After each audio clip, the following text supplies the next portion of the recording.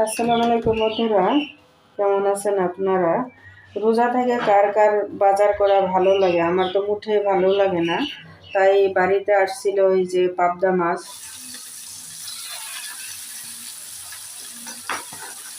আর এই মাছ আমার কাছে চাইলো 150 টাকা পোয়া।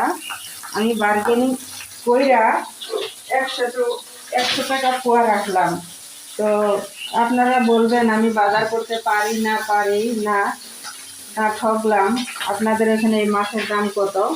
আমার কাছে 150 টাকা পোয়া চাইলো, আমি 100 টাকা পোয়া রেখে দিলাম। হয়ে গেল আমার মাছ ভাজা। তারপরে আমি লাউ দিয়ে রান্না করে আপনাকে দেখাবো। লাউ আমি কষাইলাম, ঠিক মতো কষায় নিতে লাগে। যে কোনো সবজি কষাইয়া আমরা আধা সিদ্ধ করে নেওয়া লাগে, কষানিতেই সবজির আধা টেস্ট এসে যায়। ঝোলটা গরম পানি দিয়ে দিলাম অলরেডি।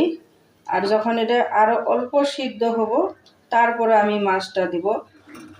যখন আমি মাছ দিব, যখন আমি মাছ দিয়ে দিলাম, আমার সবজিটা হয়ে গেল। এই যে হয়ে গেল আমার পাবদা মাছ আর লাউ দিয়া সবজি। দেখতেও যেরকম সুস্বাদু, খাইতেও ইনশাল্লাহ সেরকম সুস্বাদু হবে।